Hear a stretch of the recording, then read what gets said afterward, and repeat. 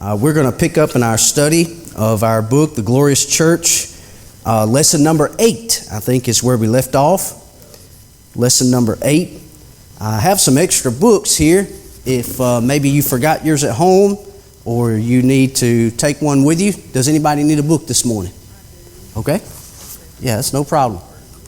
I've got 5 left, I think. Okay? Anybody? Right. Okay. All right. Okay. Thanks. Hey. Yep.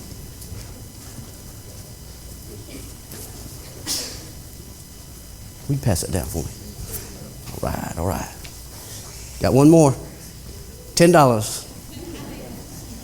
All right. The lucky winner. Wait. This one will have to be 20. I'm kidding. All right. Yeah. No, free. I'm kidding. We're glad you're here today. It's been a beautiful week. I hope that you've had a good week this week. And certainly hope that you have a good Lord's Day today. We've talked about several things in this book, and I'll be excited to sort of get into the worship aspect at the end. And then, of course, the next book goes in more detail about how the church operates. And what he's trying to do here is give us some illustrations about what the church is like. So, what is the church like? If you were to say the church is like this in the Bible, how would you say it was like?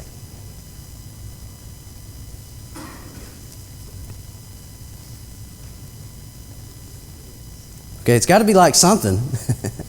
It can't be like nothing. Maybe a family. Church is like a family. A body, definitely so. It's like a flock of sheep. It's like a building, although it's not a building. That's kind of weird, isn't it? The Bible likens it to a building, but the church is not the building. The church is who? The people. So that's very important as well. In this lesson, we talk about the church is like a bride. You know, my daughter, Maylee, has come to a point where she gets very, very jealous if I love on my wife. So at home, you know, if I'm trying to hug my wife or show some affection, she's watching real close. And one day she even got upset, and she told me later, she said, "You love Mommy more than you love me." I said, "Maylee, I love you. I love you. You're my child. I love all the people in this house the same." But I was not about to describe to her how I love my wife differently. I don't love her more. It's just a different kind of love. Friend, the love that you have for your spouse is the deepest love that you will experience while on this earth. It's not like any other. It doesn't mean that you love your children less than your spouse. You just love them in a different way. And it's amazing to me that Jesus describes the church of Christ in the most intimate relationship that you could describe it, between a husband and wife. So when I'm studying this lesson, I mean, those are the things that come to my mind, like he is trying to make a point here. If you're a member of the body of Christ, you are very, very close to God, as close as you can be. And if we're not, we're as farthest away from God as we could be. So I hope that that's sort of the lesson that we learn from lesson number 8. All right, we've noticed several things already. If you look there, lesson number 8. I wish I had page numbers on this one. The next book will have the page numbers for you. But we left off about the bottom of the page, letter C. Okay, it says, "Third, the husband is the head of the wife." Now, I did a little bit of research here, and I want to share it with you. Okay, of course, we talked about the bride of Christ, how the church is important to Jesus, and all these things. See where I left off here. All right, I've got so many writings and little things I lose my place if I'm not careful. Okay, here we go. The husband is the head of the wife. Let's look at some of these passages here, and I want to share some words with you. Let's go to Ephesians chapter 5. All right, Ephesians chapter 5 and verse 23.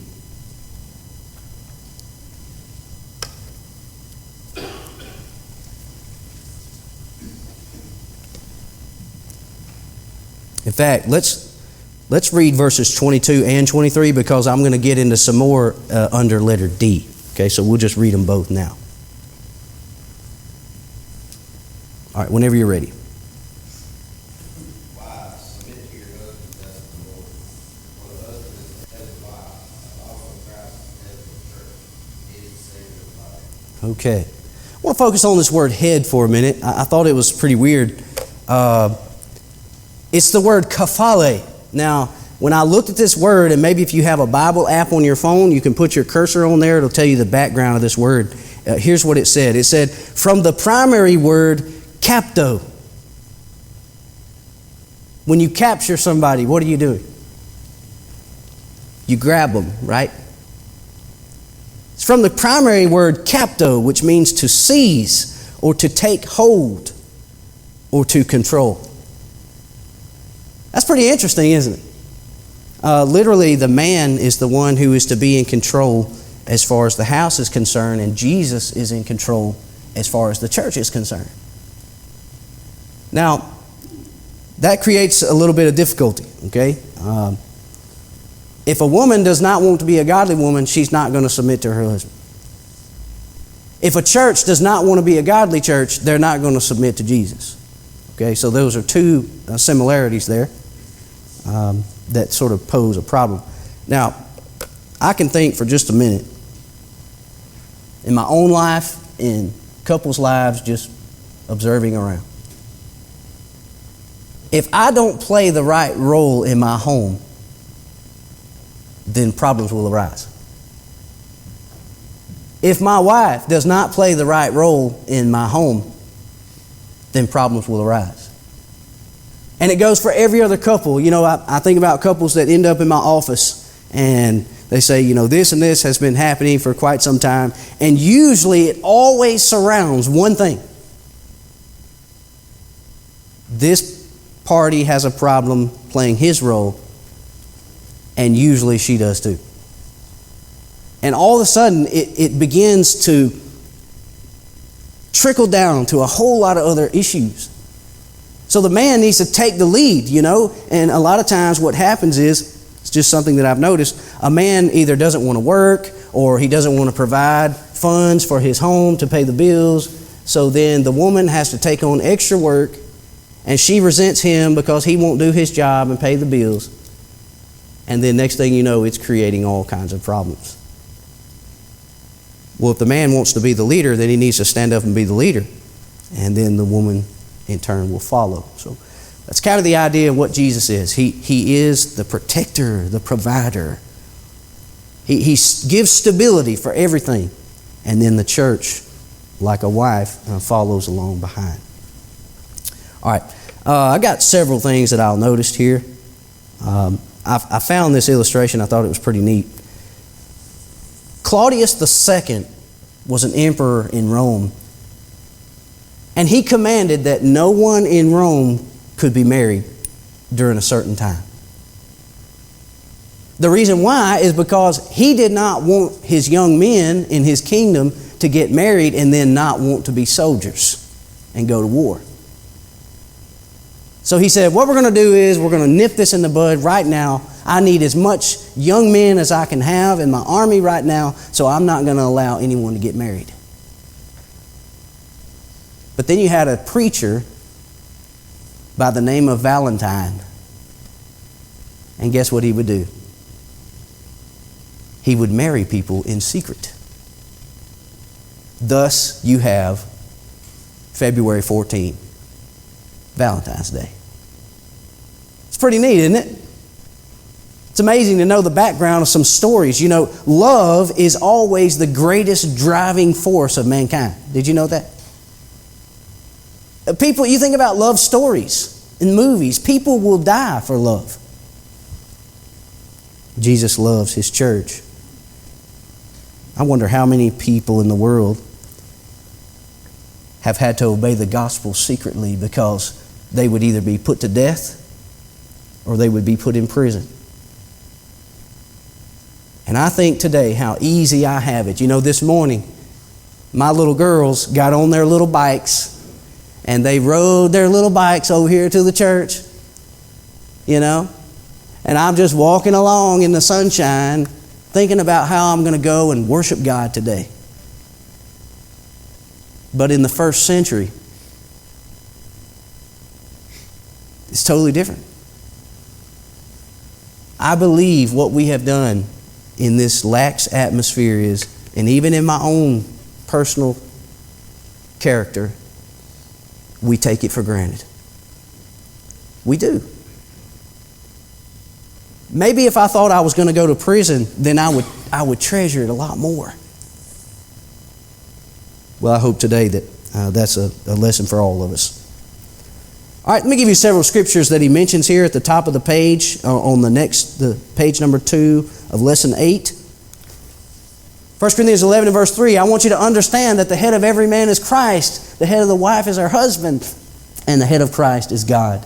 So I saw a post this week. I think Miss Regina Wallace posted that, and it was good. It had an umbrella, and it showed, God, Christ, man, and woman. And each umbrella was smaller and smaller each time. I thought, that's a good picture for me. Like I can picture that in my mind even now. Ephesians 1:22, He hath put all things under His feet and gave Him to be head. That's the same word, by the way. Kephale. The controller, the one that controls the rest of the body. Jesus is the head over all things to the church. All right, let's go to Colossians 1:18. I want to give you one more. And I want to notice another word here. I mentioned this Wednesday night before I closed, and I just want to make mention of it now.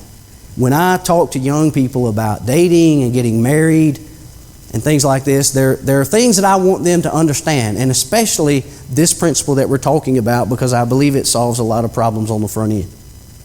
So I asked them, boys, what kind of woman are you wanting to find? You know, I can imagine, they're saying, well, I want a pretty one. Okay, that's a given. Do you want to find one that loves the Lord? Because if you find one that loves the Lord, then she'll put the Lord first, and then you'll solve a lot of problems on the front end. I asked the ladies, what kind of man do you want to find? I mentioned this Wednesday night. I was in the Philippines, and my job was to teach the teenage class, and I asked, there was one, I had all boys, and there was one girl. She was probably about 15, and I asked her, and you had to translate. I said, what kind of boy do you want to find? She said in Filipino, and it had to be translated, a rich one. And I was like, okay, I understand. I understand where you're coming from. And security is one of the female's 5 basic needs, financial security. But then I began to ask her, would you want a man to be good to you, or a rich man to be mean to you? See, then the wheels began to turn. Because a woman would most likely rather have a modest home, a modest lifestyle, and a man that's in love with her than to have all the riches in the world and a man that treats her like a dog. Okay? So here's the question that I want young girls to ask themselves. When you fall in love with that boy, can you submit to him? Can you picture your life in submission to that man? Now, if he doesn't treat you good, you'll probably be thinking no. The young boy needs to be asking himself, can I love that young lady and be good to her like Jesus is the church? Because when you look at the passage in Ephesians 5, he said, husbands, love your wives as Christ loved the church. And then in turn, the woman will submit to him. I need to make it easy for my wife to submit to me. I need to be loving. I need to be focusing on her needs I need to be fair. And I'll tell you this, as a husband, I need to include her in major decisions. I should never leave my wife out of something major. In fact, we just made some big decisions lately. Hopefully it will be for a great benefit to our family, something that will help in our retirement. But I would be an ignorant fool to go about something that large without my wife's input or without any decision from her. That would be just foolish as a husband to do that. But I'll be honest with you, sometimes men get the idea because there's the head, they're the king. You have to be very careful with that. Okay? You are the king of that house.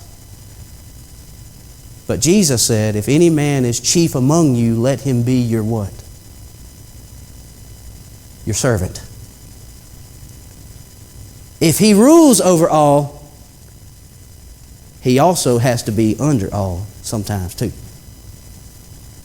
So, a lesson for myself. Sometimes I need to wash the dishes. I need to throw some clothes in the washing machine every now and then. Maybe even fold some. Help my wife sweep the floor. I think there's a disconnect sometimes, which is probably okay for older generations. They sort of got by on this idea. The woman took care of the home, the husband was out working all the time. And I understand that, but things are beginning to change a little bit. And I think it's good. It's good for the man to come home from work and to help his wife. He needs to be there to help. But at any rate, that's just a little 2 cents. Maybe probably don't mean a whole lot, but just in my opinion, I think it's very important. All right, let's look at letter D. We'll move on down. Fourth, the wife, I forgot to mention this one. I'll mention it quickly before we go on. But it says, of course, he is the head of the body of the church, the beginning, the firstborn from the dead, that in everything he might have the preeminence. King James uses the same word there. We don't use the word preeminence a lot, but what it means is to be first in rank. He is the first in rank. He is the top leader. Okay? So when you think about the order of the home, you've got children, wife, husband. He is the top in that home. In the church, you have all the different members that make up that body, and then you have elders. And then you have Jesus. You see, he is called the chief shepherd. He's the top, the first in rank. Okay, so that's sort of the idea there. All right. Letter D. Any question or comment? Something you want to add to that? Please, if you have something, just interject anytime. All right, letter D. Fourth, the wife is subject to her husband. I've looked at this word submit there under number 1 when it says, wives, submit yourselves unto your own husbands. Now, I want to make a point here. He said to your own husband. I have known men to think that all women were to do what they say. And I'll be honest with you. That would get me a little upset if he thinks that my wife is going to do what he said. No, he said to submit yourselves to your own husbands. I want to look at this word a little bit closer here. It's the word hupotasso. Okay, you can see it here on the screen. That's what it looks like in the original. It's a combination of 2 words that are slammed together. The Greek language is very interesting because it's so clear you would need help to miss things. If you're a Greek man and you're reading this, you cannot miss it. It is so plain and it jumps off the page. It's a combination of 2 words. This first one is a preposition. It means under. So he sees that first. That's immediately the first thing that he sees is that preposition right there in the front. And then he sees the meaning of the word that's attached to it. Okay? It means obedience. Submit is what the English translation is. But that's an English word, not a Greek word. Okay, so the Greek man, when he's reading this, he literally sees wives be under obedience. Okay, so it's a little more clear to me, like it jumps off the page almost, and it helps me understand the meaning. All right, let me give you another, let's go to Titus chapter 2. Titus chapter 2. And sometimes we see this saying, the husband is the head of the family, but the wife is the neck that turns the head. You know, and many times that can be true. And that's not always a bad thing. You know, that just means she's instrumental in that family. So a lot of times we sort of joke about that, but I believe a man is smart when he allows that wife sometimes to be the neck. Okay? She needs to be there many times. Something I've learned about my wife, she sees things a lot of times that I don't see. As men, we sort of examine the facts. We're all about facts, you know. We want to talk about the weather, fishing. But a lot of times, women don't operate that way. They operate with emotion. So not only are they noticing the facts, they're noticing some deeper things around. My wife can tell me sometimes, you know, I'm sensing something going on here that's maybe deeper than what you're seeing. And I think about it, I'm like, you may be right. We'll just have to see. Okay? So that's kind of at least the way I look at it. All right. There was another word here I thought I was going to mention here, but anyway, I got a lot of chicken scratch going on here. I think it's the word subject, but anyway. I must have missed it, but I thought I was going to notice that one too.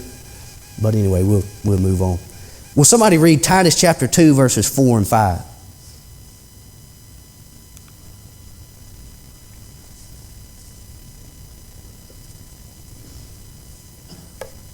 And so train the young women to love their husbands and children, to be self-controlled, pure, working at home, kind, and submissive to their own husbands, that the word of God may not be reviled. Okay. So that's kind of the idea. All right. Pretty clear, easy to understand. Now, I want to ask you husbands, you don't have to raise your hand. How many of you feel like you are very protective over your bride?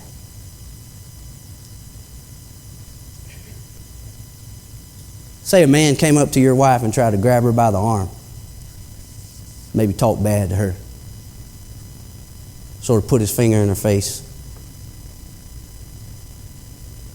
I have an idea that most of the men in this room, including myself, would probably have to do some repenting later. A husband is very protective over his bride. You know, I was thinking about this when I was preparing this lesson, that Jesus is very protective over his bride. It's no different. And I sort of inserted this just for a little food for thought, and you can write this in your margin, you can write it in your book if you want, but it's interesting to me, and I want to give a succession of verses in Acts chapter 8 and 9. Okay, the Bible says there was a great persecution at the church in Jerusalem, and they were scattered throughout the regions of Judea and Samaria, except for the apostles. The apostles stayed there. You know, they were needed. And this persecution, he said, was against who? The church. But you move forward in chapter 9 and verse 1, it says, but Saul still breathing threats and murder against the disciples of the Lord. So the persecution was against the church. And then in chapter 9, he says it was against the disciples of the Lord. And Jesus appeared to Saul because he knew everything that was going on. You know, you picture the Roman government has grabbed the bride of Christ by the arm and is putting his finger in her face and said, you better not teach this anymore. Jesus was so protective over his bride that he came down from heaven. He appeared to Saul on the road of Damascus and he said, Saul, why are you persecuting me? The persecution was against the church, which also included the disciples of the Lord. And Jesus said, "You're persecuting me." You see the close relationship that we're seeing? I mean, that was something that really stood out to me in this lesson when I was looking over these verses and taking notes and thinking about what is the main thing I'm trying to gather from this. If you are a member of the Church of Christ, God is so concerned about your well-being. Jesus was willing to come back down from heaven because the church was being persecuted. You come to Acts chapter 7, you just back up a little bit at the stoning of Stephen. You remember the Bible always says that Jesus is sitting at the right hand of God, right? Every time you read in the Bible where Jesus is today, it says He is sitting at the right hand of the throne of God. But He wasn't at the stoning of Stephen. You know what Stephen saw? It says he looked up into heaven and he saw the Son of Man standing. He was standing at the right hand of God. Now, I think that's significant. You may could just read over that. You say, "Oh, I don't know if that's a big deal or not." Well, to me, I think it is. I wonder why the Holy Spirit chose to tell us that. It's almost like when Stephen was being stoned for being a member of the Church of Christ, and that's the only crime he had committed. It's almost as if Jesus stood up from His throne and was looking down to see what was going on. Well, I do know He's concerned, whether that's a coincidence or not. I know He's concerned. All right, I've got maybe just about 7 or 8 minutes here. I'm going to speed this up a little bit. I would like to finish all of this. In fact, I would have liked to already have been finished with it. So let's move a little bit forward. You look down about the middle of the page, it says number 4, they are to be submissive in everything. And I like the note he has here. That means everything that is right. Husbands, your wife does not have to do everything you say. She has to do everything you say that is right. You know, you can't just all of a sudden say, "Well, all right, she's going to be my slave," you know. You can't leave her a list in the morning and say, "All right, I want you to go to Walmart, to Dollar General, to Food Giant. I want you to do, this is your list of things to do today." I think of a story of a lady who was married to a man like that. And every day she woke up to that dreaded list she had to do for her husband. Cook him dinner, do all this. She was very unappreciated also. So not only did he expect all of these things of her, she was very unappreciated, and he never told her thank you. He thought that's just what women do. They're here to serve men. Finally, he died. She felt like the chains had been broken. She'd been done with him for 15 years. She was still young enough where she could remarry. And she met a man and fell in love.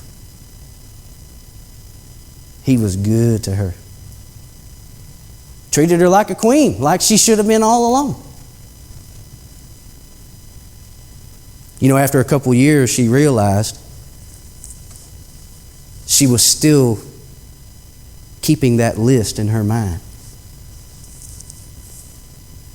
For the husband that she had now, she was still doing all the things that he wanted.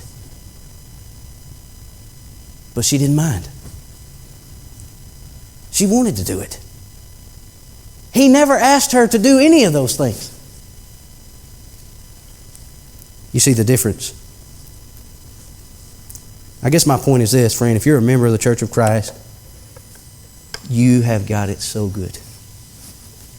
I have got it so good. Jesus treats her like a queen. Husbands, be good to them. Wives, he says, obey them in everything, but in everything that is right. Because, you know, you can tell your wife to do something that's wrong. Some husbands say, "No, you can't go to church. You can't take the kids to that church." And some wives would think they have to do what their husband says, but that's not true. Because anything that breaks God's law is breaking something higher than your husband. You see, it goes higher than that. It's kind of like if a police officer told you that it was okay to rob a bank. No, it's not okay, right? You go to court and you say, well, a police officer told me I could rob that bank. The judge is going to say, well, he's crazy and so are you, right? It doesn't work that way. There's a law that's higher than that police officer. The same idea is here. God says, no, you can't break my law just because your husband said you can't go to that church. Think about one lady. She told the preacher, she said, my husband said, I don't need to go to church here. He said, oh, well, that's okay. You know, we're going to help you out. We'll try to do what God says. And, you know, we just all try to be on the same page. Well, the lady told the preacher, she said, well, my husband said, if I come to this church, he's going to come up here with a baseball bat. He's going to beat you up. He said, well, why don't you think about going to the church across town over there? You know, it may be a little bit different when the stakes get higher, you know. We don't want to change our mind all of a sudden. We still have to do what's right. You know, there have been some preachers who've been told by family members, if you baptize my mom or so-and-so, I'll kill you. That's happened before. It's never happened to me, but it has happened. I don't think that they said, well, I'm not going to baptize you. Well, no. We're going to do what God says. And I believe God will take care of the rest. So, it's kind of the same here in Acts chapter 5. You know, they said, we have told you not to teach anymore in His name, but now you have filled Jerusalem with your doctrine, and you have put this man's blood upon us. So the Jewish religious teachers are very upset. They said, we can't even believe that you would put Jesus' blood on our hands. It was pretty evident. But when they commanded them not to teach anymore, they said, we ought to obey God rather than men. Doesn't matter what your law teaches. God has said that we go into all the world and preach the gospel to every creature. All right. I've got several other things here, but I'm going to sort of skip over a little bit of this. Let's go to number 6. I'm going to end with this. I like this idea. Number 6 there, if you turn the page, letter F, it says, love exists between husband and wife. Now, I want us to go to 1 Corinthians chapter 13. And look at verses 4 through 8. There's some words that I looked up and I thought they were pretty interesting. Sort of want to share them with you, okay? 1 Corinthians 13, verses 4 through 8. Will somebody read that? We've got about 4 minutes left.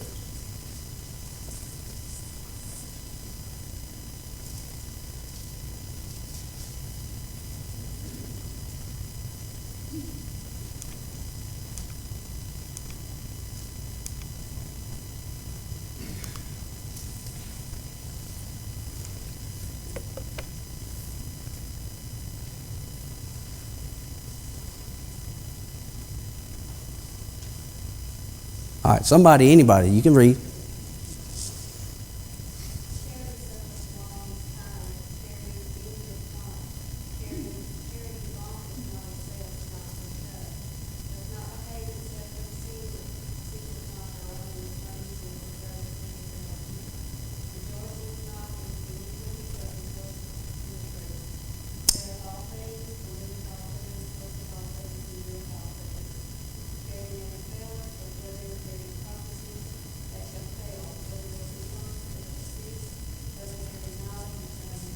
Okay. I'm seeing more and more the importance of the word love in the Bible. It is also the most difficult word in the Bible. Okay. Jesus said that you even have to love your enemies, which is also very, very hard. And when I read this passage, I see the difficulty in everything that's mentioned. It is hard to live this very perfectly. But as Christians, we're going to give it our best shot. We're going to try hard, right? There's some times when we're going to fail, but for overall, I believe Christians do the best job at this principle. So, look at this word. Love is long-suffering, King James says. Mine says patient. This word in the original is macrothrumeo.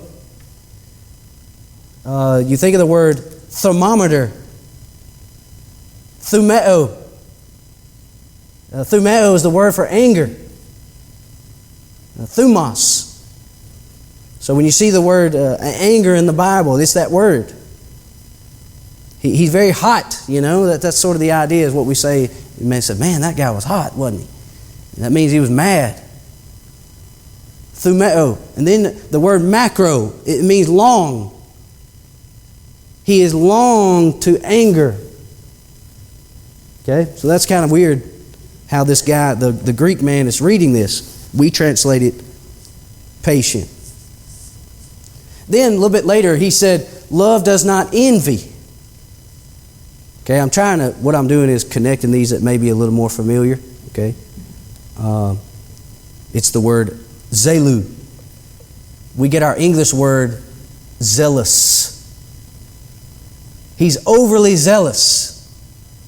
Right? Zeal is good, but this can be in a mean way. This is where he is out of control type. And then maybe some more we'll notice another time. All right. Thank you very much for your attention today.